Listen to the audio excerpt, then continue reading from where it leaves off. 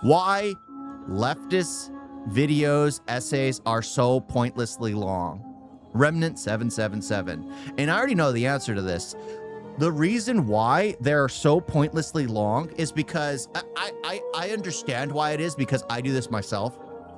We waffle. I say we, I'm not a leftist, but it's adding so much pointless fluff to the nonsense. I mean, that's the point of reaction content, seeing someone's genuine reaction and then seeing their retarded take. But the thing is, their essays are so long because in one case, they're trying to make you forget the context of what you just heard. And in the second case, they're trying to make you seem like they're informed on the topic they're talking about. When in most cases, a retard's a retard. I'm an open retard. I waffle along because sometimes I know things, but other times I'm just passionate about things. But never take me as a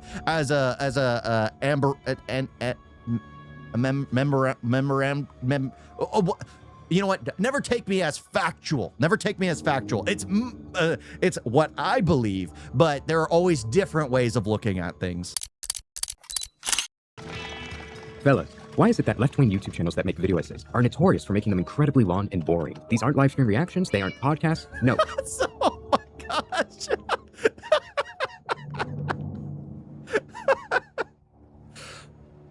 I don't know. Oh, I was like, this gots to be Hassan. This gots to be Hassan. It's a live Hassan reaction. Yeah, they're pointlessly long, so that way nobody knows exactly the context of what's being spoken about. These aren't live stream reactions. They aren't podcasts. No, they are several hour-long video essays. I'm not going to name anybody here, but I'm sure there are always a couple of people that come to mind. There are several reasons why they're extremely long, and we will cover them in this video. But to understand the reasons, they're all built on one concept, that being clarity. Good communication hinges on our ability to be clear and concise with what we mean, which is not what any of these people are aiming for when they mean. Yeah, like, what's better? To get your point across in an elevator pitch, or to get your point across in a 4-hour-long, boring seminar? I would rather hear the point in an elevator pitch. However, I'm more in the middle ground. I don't like the fact that people get a lot of their knowledge from like places like TikTok. I prefer people getting their knowledge from like a well-sourced, well-researched area. But at the same time, it's not like 4 hours long. Like, I don't think I'd get through an emissary video if it was like 4 hours long. That's just a whole lot of, even though it might be informative, it'd be too much. Sometimes it's better to be concise and to the point. But TikTok is probably too concise and not enough facts behind it. The chair has more personality than Hassan. I mean, we don't know. We don't know. Make these extremely long video essays. Most of their videos can be summarized nice and neatly in about 10 minutes. So why don't they just do that? Well, there are a couple of downsides to being short. That being, if you make an argument for something and it's clean and concise, it has to stand on its own merit. If it's short and clean, your poorly formed arguments will be exposed for what they are, making them much easier to dismantle. Whereas if the video is incredibly long, it becomes increasingly difficult. And that way, when people actually, like that's normally the context. Oh, or that's normally what it is. Oh, you don't understand the context. You don't understand the context. And then people show like an 8-minute clip, which is literally the context of the entire video. But the problem is, they can always utilize that it's out of context, because then if you're gonna debunk something, you would have to put the entire 4-hour seminar in your content, constantly debunking the entire thing. And nobody wants to bother with something like that. Nobody wants to bother with something like that. Hey, Levi, love your content. This is my first live. Welcome, welcome. Welcome to the fallout of my retardation.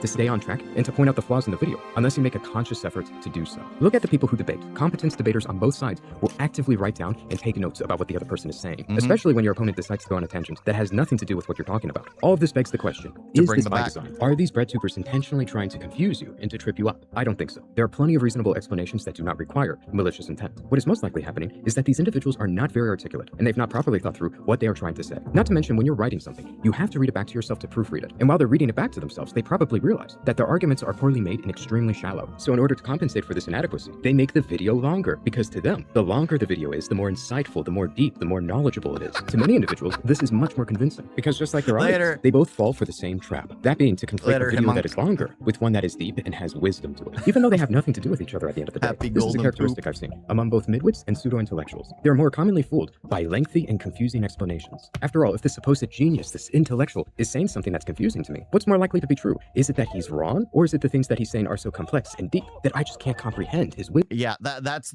normally the lie people get in. They think they are a lot of people hear like a pseudo-intellectual, and it's just like, I could easily fall under that. Why? Because I can waffle off nonsense for no apparent reason. No apparent reason. And the thing is, I can talk for long, and I can talk off the cuff. I am not like a debater. I don't think I'd have the ability to do that, because I like to just go off on tangents here and there as I see things relevant. I'm not the type to, like great debaters, they'll write things down like he was talking about. They'll write things down, bring things back to point in order to kind of get their argument, get their gotcha, because it's like, well, I'm talking about this. Why are you bringing up that? So they'll always bring it back to their point. But the thing is like, I waffle on a ton of nonsense consistently. But I don't like the fact of like this kind of, like, I prefer my reactions being genuine, unscripted. Like, if I was to script something, it would be awful. It'd be awful. Like, even my reviews, they're off the cuff. I don't use scripting. I just have like bullet points of the things I liked about a film. That's it. Just bullet points. Because if I was to actually script something, it would feel so fake. It would feel so unoriginal. And the thing is, I don't like the fake streamers. I don't like people who are like, I do like content creators who do have some scripted parts, but they're more organic in some aspects. Like, my wife found a new content creator who he primarily did scripted form, but has started branching out recently and having more unscriptedness. And it's that more unscriptedness that I found more enjoyable, because it's just like you feel like you know that person a little more. You know them a little better. It's the scripting that I find an issue with. But these people, it's just, they waffle on so much nonsense, and I never want to end up down that route, which technically I am in that route, but I'm a retard for entertainment and live for everyone. I don't want to curate what I say. If I'm caught in, I'm just a retard in general, and I'm okay with that. I'm okay with having fun. I'm okay with learning more. I don't claim to know everything, but the things I'm passionate about, I'm absolutely passionate about.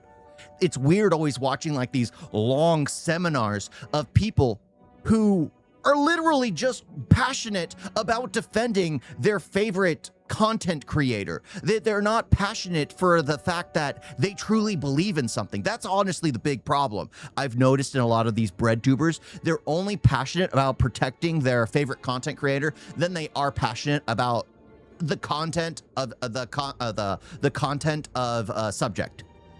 Wisdom. Oftentimes it's more the former than it is the latter. Whereas for people who are truly intelligent and wise, they can better discern if something they're listening to is actually They try to force you to agree with by them with either intimidation or sympathy. I mean, yeah. Like, you have to agree with them or else you're the problem. That's primarily it. Leftists often go on emotional driven rants which are just a loop with barely 10% of being information and actually useful for the explanation or debate. Yeah, the whole problem is it's like primarily emotionally driven. Oh, hey, I'm good, man. I'm good.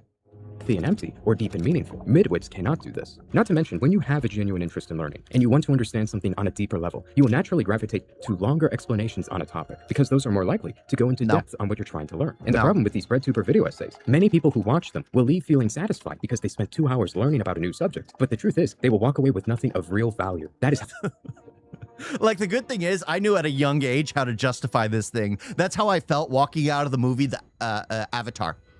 That's how I felt walking out. Like, it was beautiful, but I felt like I got nothing out of it. And that's primarily what that was. It was just a whole bunch of nonsense.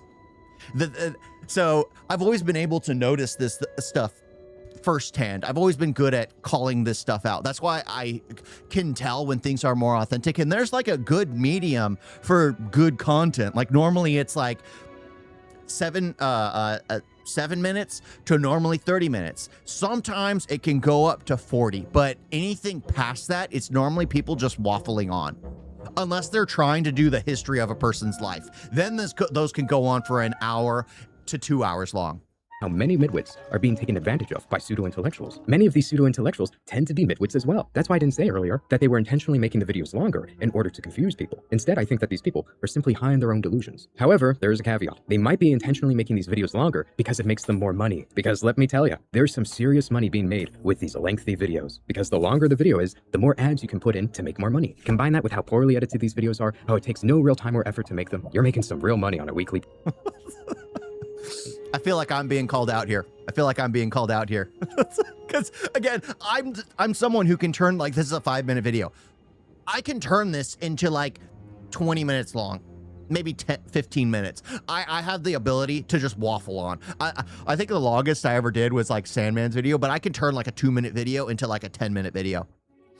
It's just how I am. Like, again, I waffle on already a lot of nonsense. That's why I think, especially for me, the middle sweet ground for me to get good knowledge, for me to input enough information, for me to input nonsense into the video is like a good 8 to 30-minute video. That's my sweet spot. Basis. It most certainly makes these videos longer. I will tell you that. They have no incentive whatsoever to speed things up, to get to the point. And friendly reminder, anybody who intentionally does this, they do not give a about you or your time. And they would literally trade hours of your day, deliberately waste it, to consciously give themselves a few extra pennies. That is what it comes out to when you do the math here. If I were to get one viewer and waste 2 hours of his time watching one of my videos, I'd get at most 1 penny, assuming I jacked in a ton of ads. They make a conscious effort to steal hours out of your day for a single penny. They do not care about you. I think a sincere individual will make a video. Like, that's the thing. I don't even get 1 penny per view. I don't even get 1 penny. But that's the thing. Everything adds up over time. And it's okay. I mean, I'm happy enough to actually be getting something from YouTube, even though it's fine. It's fine. Over time, maybe I will grow, or it'll just always be eternally a hobby. I hope it's always eternally a hobby. But yeah, I mean, so many people will just try to add that little extra time in order to just meet the quota. As long or as short as it needs to be. Nothing more, nothing less. And that is the end of this video. I hope you enjoyed it. I hope I didn't waste your time. And I want to give a special... long or short as it needs to be. And this video was 5 minutes, 15 seconds. And he got to the point immediately. He explained what his thought process was. He explained why he felt they were overly drawn out. It's like everything is honestly something I can agree with. Honestly, something I can agree with. I absolutely enjoyed that video.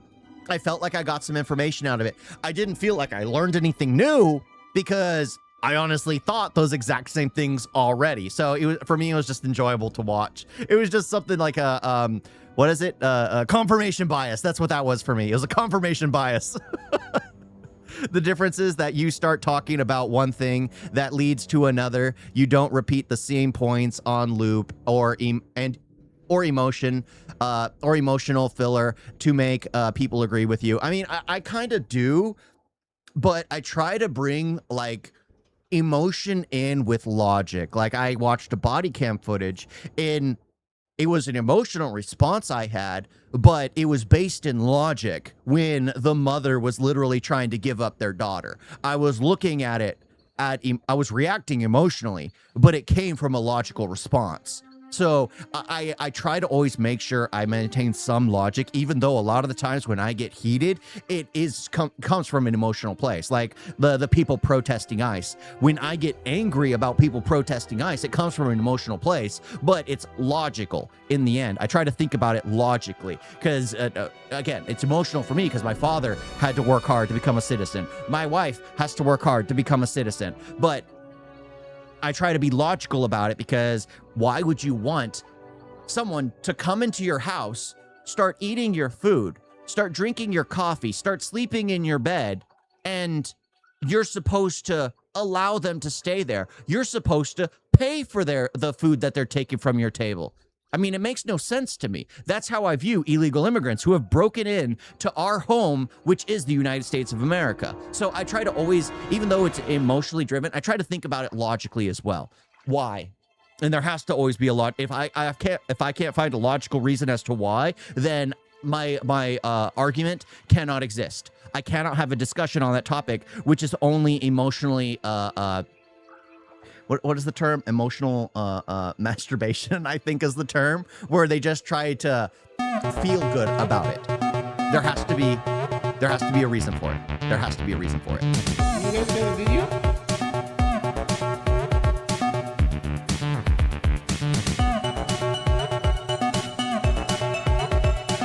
It's so bad. And don't forget to like and subscribe. Wait like that.